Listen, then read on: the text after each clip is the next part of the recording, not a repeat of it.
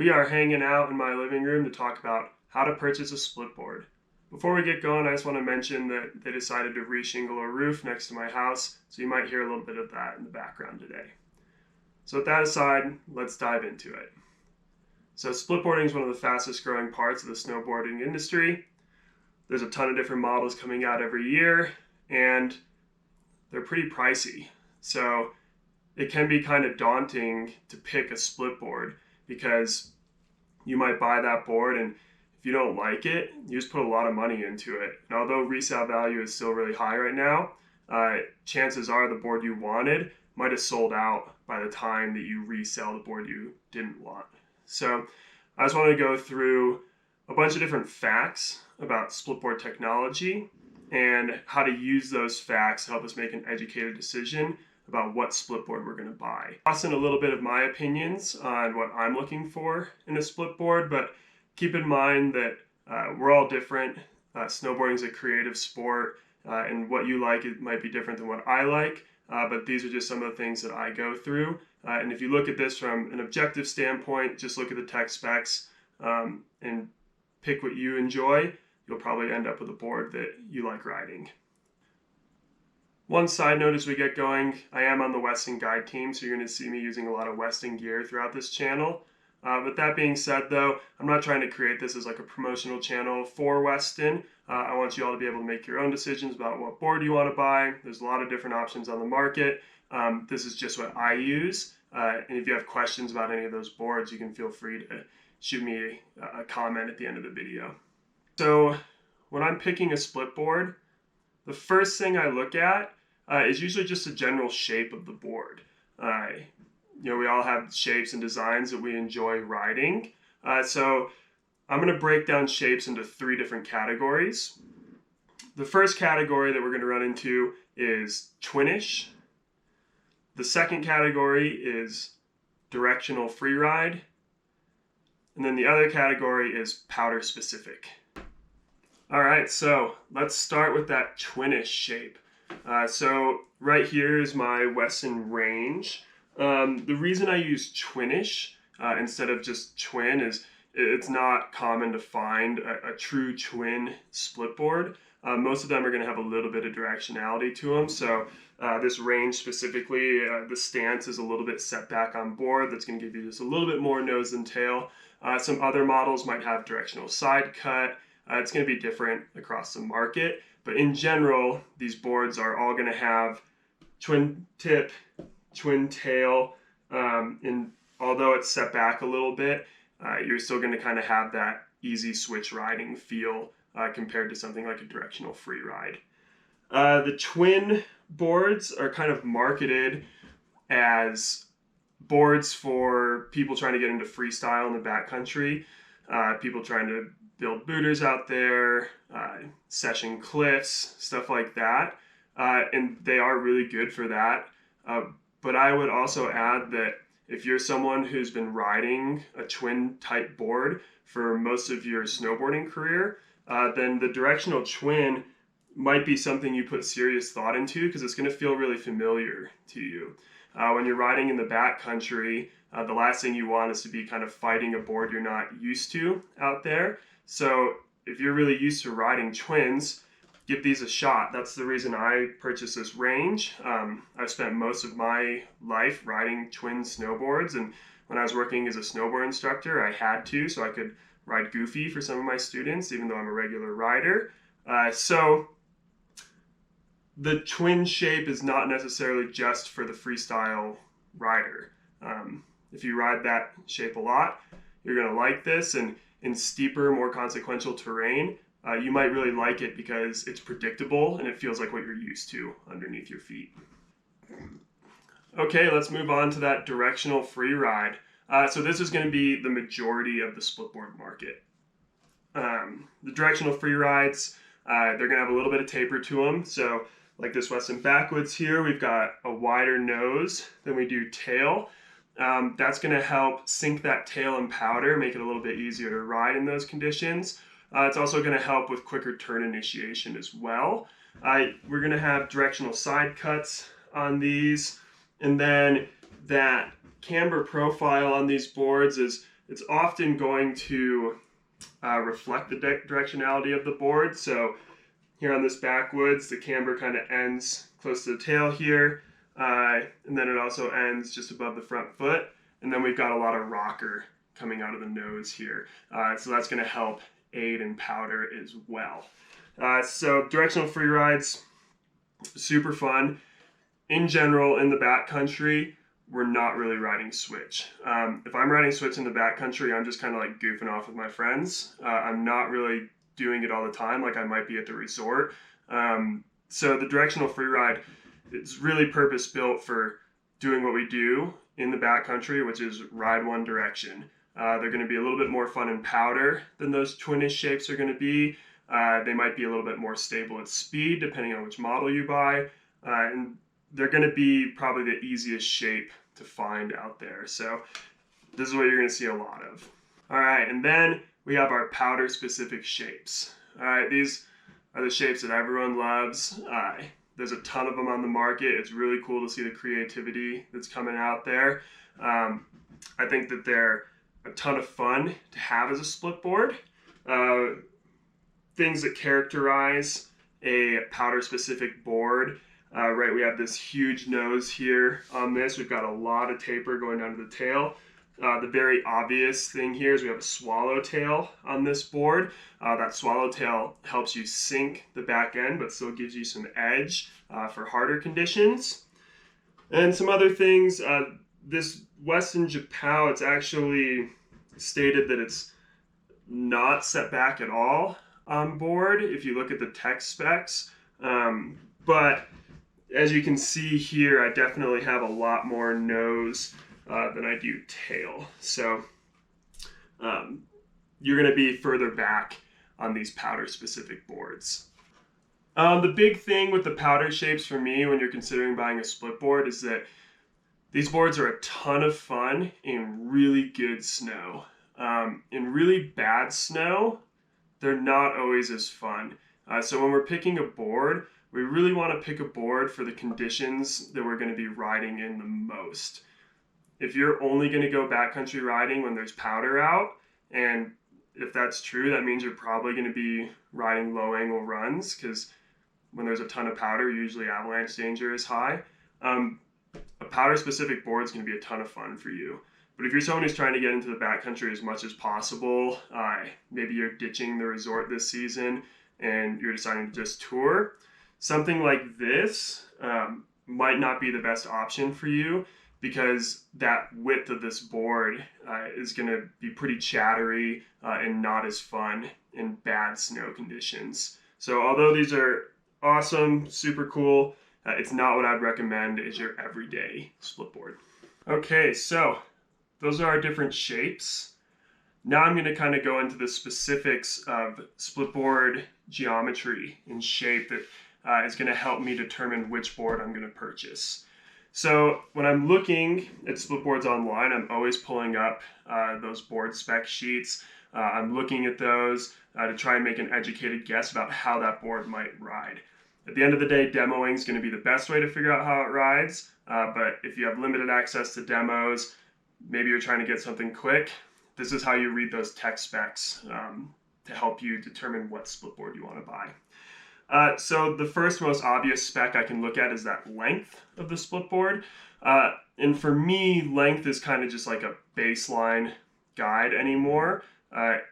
With the way that split boards are going, the popularity of volume shift, length is becoming really ambiguous as to how important it is for your split board purchase. I know that personally in my split boards, they all kind of fall into the same range, sort of like 163 to 158.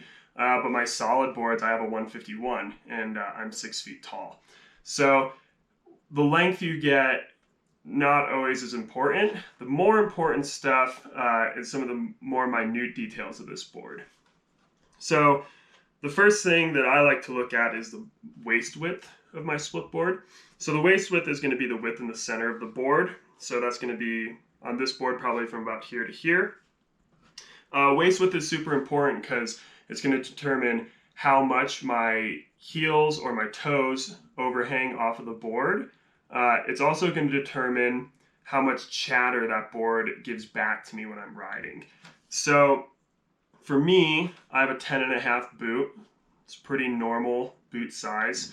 So for me, normal board widths work pretty well. I don't feel the need to go to wider board widths, but if you have a bigger boot, looking at a wider board width might be important to you. The big thing with wider board widths though is that the wider that split board gets, the closer to my heel and toe the edge is going to get.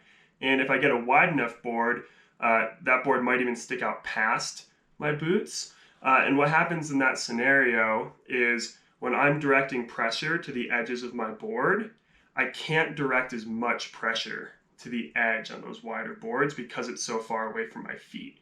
So what that means is I'm going to get a little bit more chatter and a little bit more reverb back.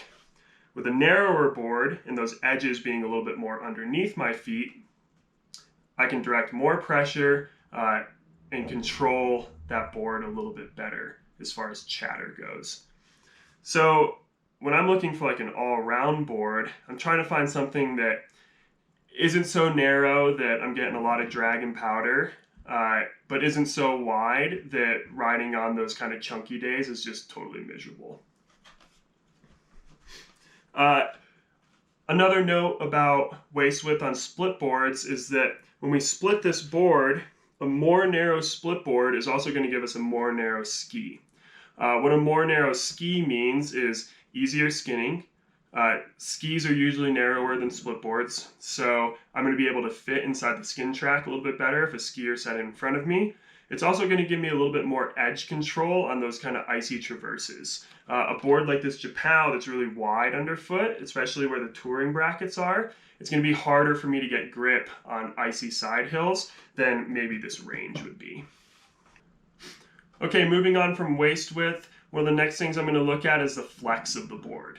Most split boards fall kind of into that medium stiff flex. You're not really going to find like a noodly jib board that's also a split board.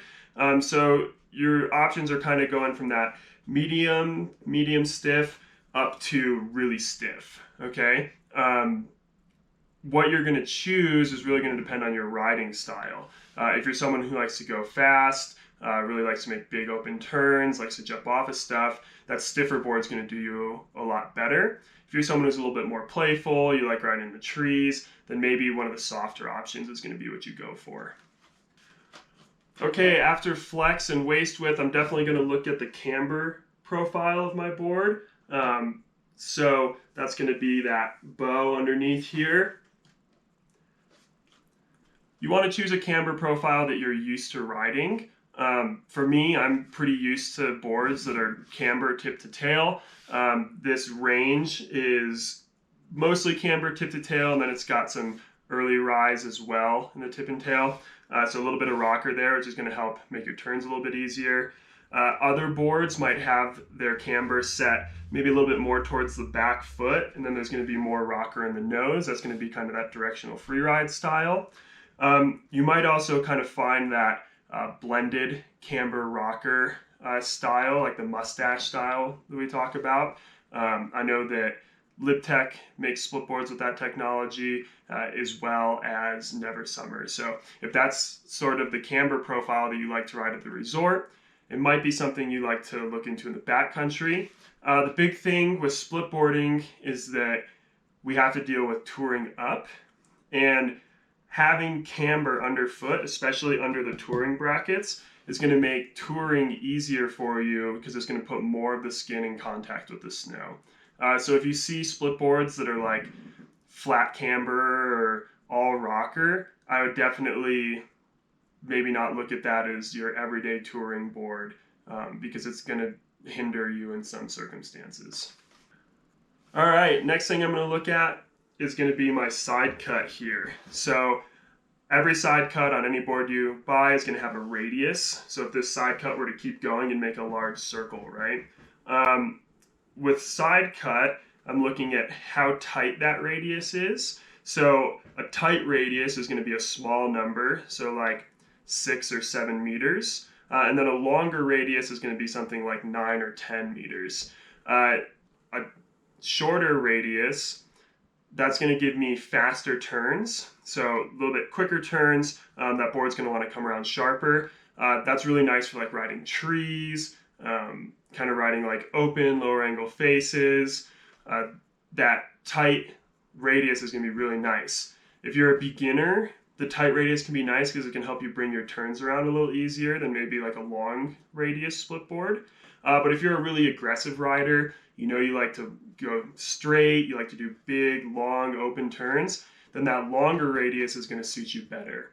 When you're going fast, that shorter radius is going to make that board want to turn sharper. And so what's going to happen is if you're trying to hold a more straight path, you're going to have to fight that board more and you're going to get a little bit more chatter. It's going to be a little bit less easy to make those long drawn out turns. Along with side cut, I'm going to look at effective edge. So that's how much of my edge could be contacting the snow at one point. The effective edge is really important, especially if I'm looking at a board for like steep riding or going fast, because that longer effective edge is going to give me more contact with the snow, which is going to give me more security and maybe those dicey situations. That longer edge is also going to help for speed. If I'm making really big turns, it's going to put a lot of board in contact with the snow. That being said though, a shorter effective edge will allow me to kind of cut the board loose a little bit easier. And so that shorter effective edge is going to make for an easier turning board. So if you look at some boards that have shorter effective edge, like first one that comes to mind is maybe the LibTech Orca, right? That board's got a shorter effective edge, and that board's kind of known for being playful and fun in powder. The next thing I'm going to look at is weight of my split board. I put a little bit of stock into this, but not a ton. For the most part, most split boards kind of fall into like the 7 to 8 pound range. If you can get a board that's not a carbon board that's kind of in that range, you're doing pretty good. If you're getting above that 8 pound weight, maybe look around and see if you can find something a little lighter. If you're a bigger person, you've got big feet, you're really tall, you might end up with that 8 pound board. It's just kind of the nature of the beast. But most split boards kind of fall into the same weight range, and I'm just making sure that I'm not going way out of that. If you're looking into really light boards, you want a light setup, you're going to have to move into the carbon market. And when you move into the carbon market, you're looking at more money and potentially a less durable split board. So carbon boards are really awesome, but know what you're getting into if you're going to buy that board. If it's going to be your everyday board and you're taking in all conditions, you might expect for it to have a little bit shorter of a lifespan. A few of the other things I'm going to look at, I'm definitely going to look at the taper of the board. I want to know if that tail's a little narrower. That's going to give me an idea of how much easier it's going to be to ride in powder, how quick the turns might come around. And then I'm also going to look at kind of my effective edge relative to the length of the board and relative to the width of the board, because that's going to give me an idea of the swing weight. So the swing weight we talk a lot about in like park riding, because of the lower the swing weight, the easier you can get spins around. But in like steep riding, when we're doing jump turns and stuff, that swing weight's also important so we can bring that board around quickly when we're in consequential terrain. If you're not someone who's planning to ride that kind of terrain, it might not matter as much to you, but if you're someone who is looking to ride that, this is something to look at. So looking at this Westin range, the effective edge on this is quite long, and if you look, this board is almost all edge. The contact points are pretty close to the tip and tail. So what that means is I have a lot of effective edge for a shorter board length. That can be really advantageous because you still get that same contact with the snow, but less swing weight because there's less board sticking out on either end of where your contact points are. Other things that play into swing weight is going to be the width of the board. So a narrower board is going to have less swing weight in that way as well. This board's about a 256. It's not the most narrow board on the market, but it's also not very wide. So I find that it strikes a nice balance for that. So that's something I might be looking for in a split board as well, is kind of that ratio of width to effective edge to board length to know what my swing weight's going to be for steeper riding. Okay, so what I'd like to do now is I want to go to my computer screen where I have a few tabs pulled up of different split boards on the market, and I just want to go through my process of looking at these boards online to determine kind of how they might ride compared to what I like to ride. One thing I've noticed after watching this is that I definitely kind of put in a little bit of my own opinions about what feels good to me. just remember to take that with a grain of salt and look at the video more of a way to analyze different board shapes, so that way you can take what you like and you can analyze it for yourself. So here I am on the Westin website, and I just wanted to do like a kind of mock side-by-side comparison of two boards I'm looking at in theory, right? So first one I have pulled up here is that Westin Ridgeline Splitboard. So I can go down here to the features, camber, directional, multi-radial camber rocker. So I like to look at the photo because that's a little easier, but I can see I have camber underfoot, rocker in the nose, rocker in the tail. Awesome little rocker in the tail is going to help that tail come around in turns. Rocker in the nose is going to help give me some float in the powder there, and then that camber is going to give me that edge control. So I like seeing that. Flex, I can see it's an 8 out of 10, so pretty stiff board. And I can see the purpose here. You know, looks like that all mountain kind of free ride style. So what I really want to get into is down here is a spec chart. So when I'm looking at a split board, one of the first things I'll look at on that spec chart is just the recommended rider weight. I do like to just kind of see like where I might fall and what that board manufacturer has intended the board for. So I know I'm around 175 pounds. So it looks like I kind of fall in the range of the 158 or the 162. The 162 I kind of fall more into the middle of, and a lot of people will recommend that you choose a board based on the weight you fall into the middle of. That being said, we're going to scroll through here and kind of see if that plays out with the kind of board that I like to ride. So personally, for a board like this, so the Ridgeline, kind of an aggressive, hard charging board, I could see myself using it for steep lines, you know, maybe doing couloirs and stuff with, definitely riding in variable conditions. So for me personally, with that kind of board, I know that I like my board to be a little bit on the narrower end of what my feet will fit. And I know that I like a longer side cut for that too. So let's scroll down a little further here. So now I'm looking at the specs here. So 158, I can see effective edge, 122 centimeters. We'll kind of see some other examples here soon, but that's a lot of edge. So it's a good thing for a board that I'm looking for like high speed control with, right? If I was looking for maybe something that would turn a little bit easier or was maybe more playful, I'd maybe look for a shorter effective edge than 122. Side cut, we've got a multi-radial side cut here, 7.7 on the small end, so maybe like a quicker turn initiation, kind of back towards the like back middle of the board. And then I've got some longer side cut on the edges there, so that's going to give me a little bit of stability. 9 meters is pretty long radius. I do like the numbers on this one where you got the 10-meter radius in the front there, but this is 9.9, so not a difference you'd really notice, but that's going to give me some stability at speed. And so now we get to that waist width, right? And so this is where we start to kind of run into the dilemma of which I'd rather have. So here we have the 158 is 256, or 25.6 centimeters underfoot. For me, like I said, I know like the narrowest I like to go is about 254. So that's kind of right on the money for like a narrow, good edge control board. But then if I go to the 162, which I actually fit in the middle of the weight range of,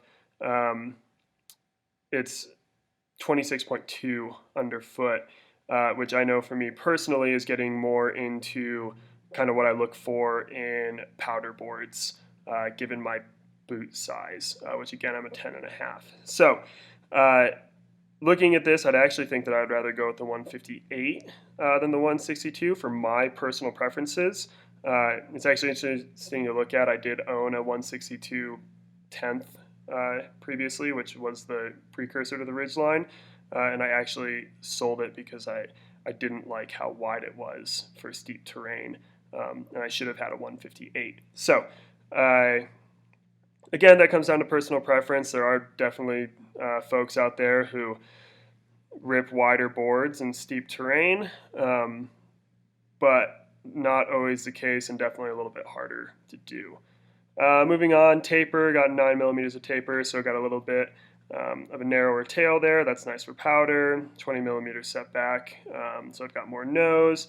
And then again, this kind of falls into, like I said, that 7.5 to under 8 pound board weight.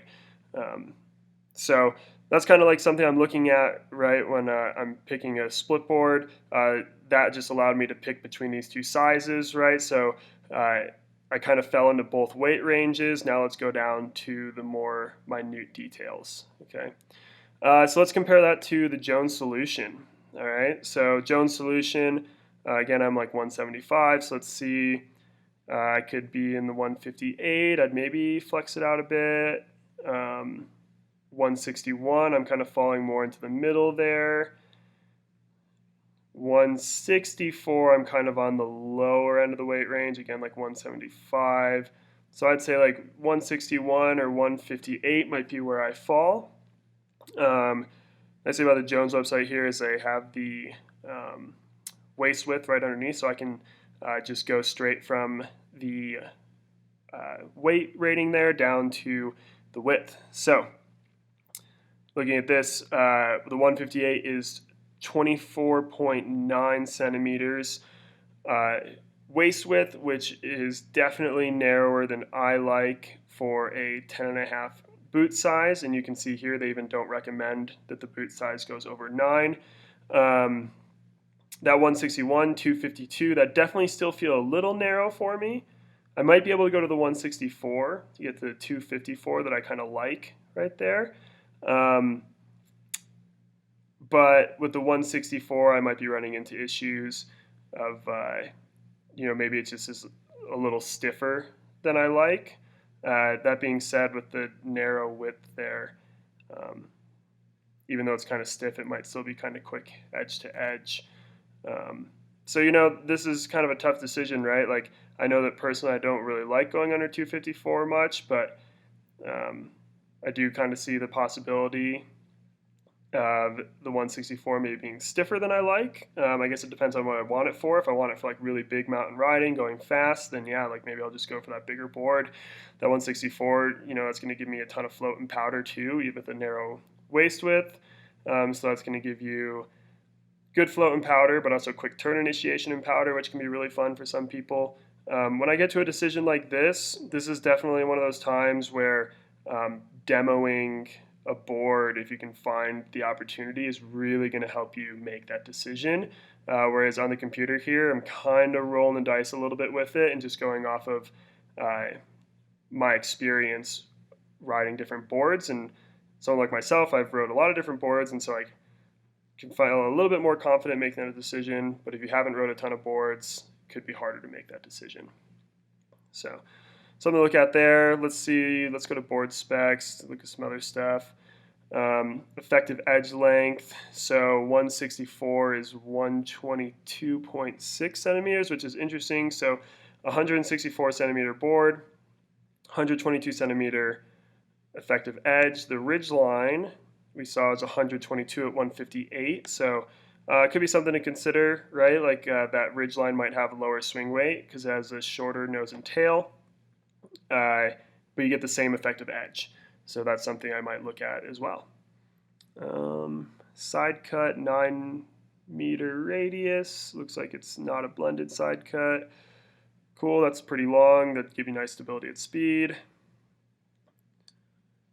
Taper, 12 millimeters. That's more than the ridge line. So could be quicker turn initiation because of that. Could also float a little better in powder. And so, this is where we're kind of getting into the art of board building, right? Where a 164 board can have so many similar yet dissimilar features, and it's going to change the riding a lot. All right, so that was a little bit about what I'm looking for when I'm online looking at boards. Again, a lot of it is based around my experience and what I like. But remember, this is supposed to help you determine what board to get based off of what you like. If you don't know what you like, I highly recommend doing some demos to maybe learn a little bit more about what you like. Or just look at the board you're riding now and maybe just try and find something similar to that. In the backcountry, it's definitely nicer to maybe have a slightly bigger board just to help with powder. But that being said, in my opinion, snowboards have a lot of surface area no matter what board you have. And with a little bit of technique and some good riding skill, you'll be able to get through that powder. So if you're an experienced rider, you know what you like, use this video as a tool to help you kind of sift through all the different models you're looking at. If you're a newer rider, take some of this information and look at what I said would maybe be easier to help you turn a board, to help you kind of get into it. Look for things like maybe a little bit shorter effective edge, maybe a little bit narrower, but not so narrow you're getting a ton of overhang. Look for something maybe a little bit softer, especially if you're not used to riding off-piste. If you're kind of a rider who sticks to the groomers at the resort a lot, having a friendlier, easier turning board is going to help you out when you get into the backcountry and you're riding kind of chopped up off-piste terrain. Well, I hope you all liked that tutorial on buying a split board. If you have any questions or if I missed anything, feel free to leave me a comment below. And remember to subscribe so that way you can get the rest of our videos throughout the winter. We're going to be going over a ton more skills to help you get started. Everything from your first day skinning all the way up to trying to ski steep lines. So thanks, and look forward to chatting again.